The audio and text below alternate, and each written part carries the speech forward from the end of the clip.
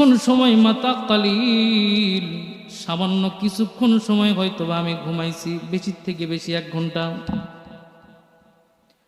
আল্লাহ রাব্বুল আলামিন হযরত হুযায়রকে ডাক দেয়া বলেন, হুযায়র 1 ঘন্টা নয়, 1 সেকেন্ড নয়, 1 ঘন্টা নয়, 1 দিন নয়, 2 দিন নয়, 3 দিন নয়, 100 বছর পর্যন্ত তুমি ঘুমাইছিলা। 1 দিন 2 দিন তুমি ঘুমাও না, 100 বছর আমি আল্লাহ রাব্বুল আলামিন তোমার ঘুমের ভিতরে রাখছি। হুযায়র তুমি শহরের দিকে তাকায় দেখো, শহরের বাড়িঘরগুলা ভেঙে চুরমার হয়ে গেছে।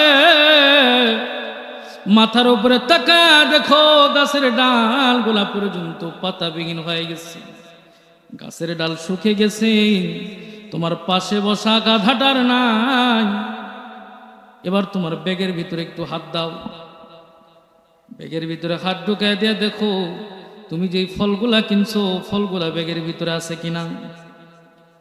হযরত হুযায়র ব্যাগের ভিতরে হাত দিয়া দিলেন, বিসমিল্লাহ বলে হাত দেওয়ার সঙ্গে সঙ্গে নজর করে দেখলেন 1 ঘন্টা আগে ফল কিনলে যেমন থাকে ঠিক তেমনই আছে। আলহামদুলিল্লাহ, ফলগুলো 1 ঘন্টা আগে কিনলে যেমন থাকবে তেমনই আছে 100 বছর যাওয়ার পরে।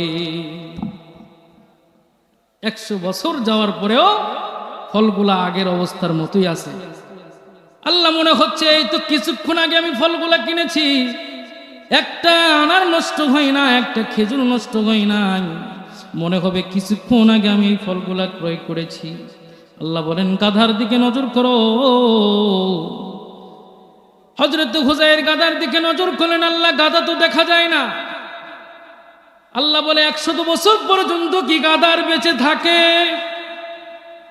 100 বছর হয়ে গেল, গাধা তো আর বেঁচে থাকে না, গাধার মৌত হয়ে গেছে। ফলগুলা এখনো জিন্দা আছে, টাটকা আছে, টসটসে আছে, মনে হবে কিছুক্ষণ আগে তুমি গাছ থেকে পেরে এনেছো। কিন্তু গাধা নাই, গাধার হাড় নাই, গাধার চামড়া নাই, গাধার গোস্ত নাই, আর কোনো কিছু খুঁজে পাওয়া যায় না।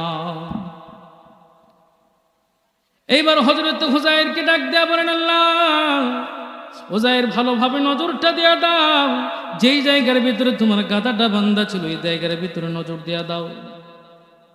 হযরত হুযায়র আলাইহিস সালাতু ওয়াস সালাম নজর দেয়া দেখতেছেন জমিনের ভিতর থেকে আল্লাহ রাব্বুল আলামিন গাধার হাড়গুলোর আগে উঠায় দিচ্ছে।